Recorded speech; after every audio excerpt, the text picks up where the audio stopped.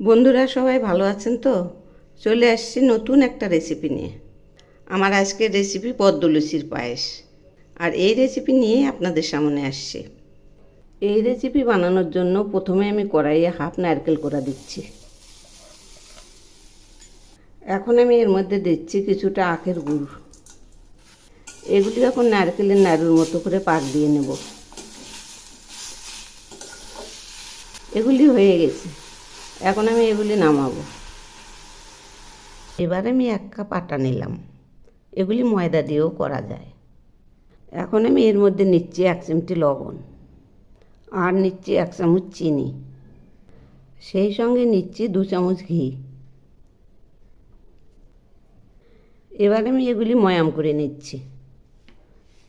খুব ভালো করে ময়াম করে নেব, এরকম ডলে ডলে। এগুলি আরও বেশ কিছুক্ষণ ধরে ময়াম করব। এই যে দেখুন, খুব সুন্দর করে ময়াম করে নিয়েছি। এইরকম মুঠো হচ্ছে, আবার এইরকম ঝুরঝুরে। এবার আমি অল্প অল্প জল দেব আর মাখবো। লুচির মতো করে মেখে নেব। এই জলেই হয়ে যাবে, কিন্তু অনেকটা সময় ধরে মাখতে হবে। এইরকম ডলে ডলে মাখবো। মাখা হয়ে গেছে। এই যে দেখুন, এইরকম হয়েছে, একদম মোমের মতো। এগুলি আমি 15-20 মিনিটের জন্য ঢেকে রেখে দেব।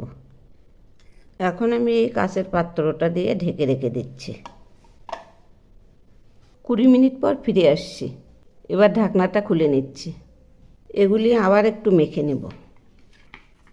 অনেকটা সময় ধরেই মাখবো। এবার এগুলি সরিয়ে নিচ্ছি। এখন আমি ওই ডো থেকে একটা লেচি নিলাম।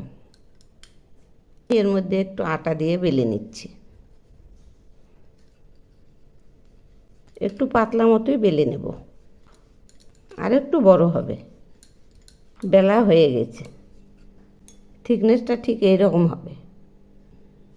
এবার আমি একটা গ্লাস দিয়ে কেটে নিচ্ছি। এই যে এইরকম গোল করে কেটে নেব। সাইড থেকে এগুলি তুলে ফেলছি। এবার আমি এর মধ্যে নারকেলের পুরটা দিয়ে নিলাম, আর এইটা দিয়ে ঢেকে দিচ্ছি।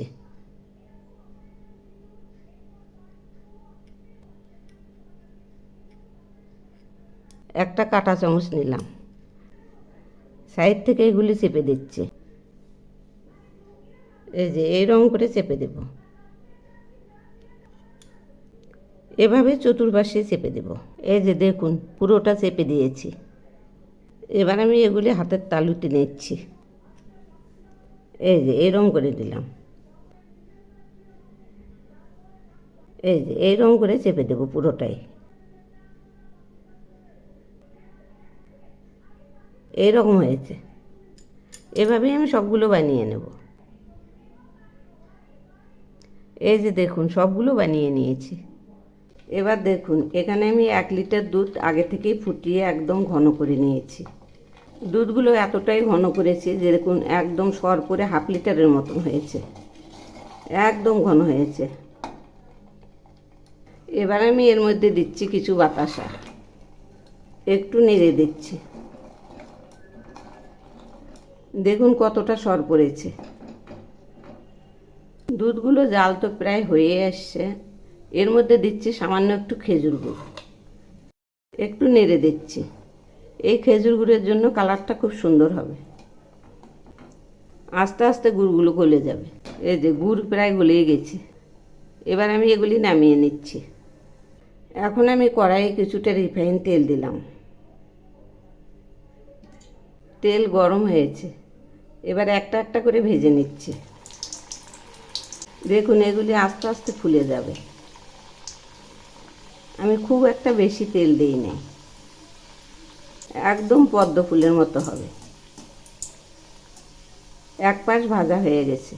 এবার উল্টে দিচ্ছি। এই যে দেখুন না, কত সুন্দর হয়েছে। এগুলি আবার একটু উল্টে দিচ্ছি। এই যে দেখুন, ভাজা হয়ে গেছে। এবার নামিয়ে নিচ্ছি। আপনারা চাইলে আরেকটু কড়াও করতে পারেন। এভাবেই আমি সবগুলো ভেজে নেব। এবার আমি লুচিগুলো একে একে দুধের মধ্যে ছেড়ে দিচ্ছি। এভাবে সবগুলো দিয়ে দেব। তারপর 10 মিনিট রেখে দেব। ধীরে ধীরে সবগুলো দিয়ে দিচ্ছি। এই দুধের মধ্যে এগুলি 10 মিনিট রেখে দেব। তারপর থালায় তুলে নেব। এখন আমি এগুলি দুধের মধ্যে ডুবিয়ে দেব। এরকম করে সবগুলো ডুবিয়ে দেব। এগুলি 10 মিনিট পর থালায় নামাবো। দুধে ভেজানো লুচিগুলো সব থালায় সাজিয়েছি। দেখুন না কত সুন্দর হয়েছে। এভাবে একবার বানিয়ে খেয়ে দেখবেন, অপূর্ব স্বাদ। একবার খেলে ভুলতেই পারবেন না, এত টেস্টি।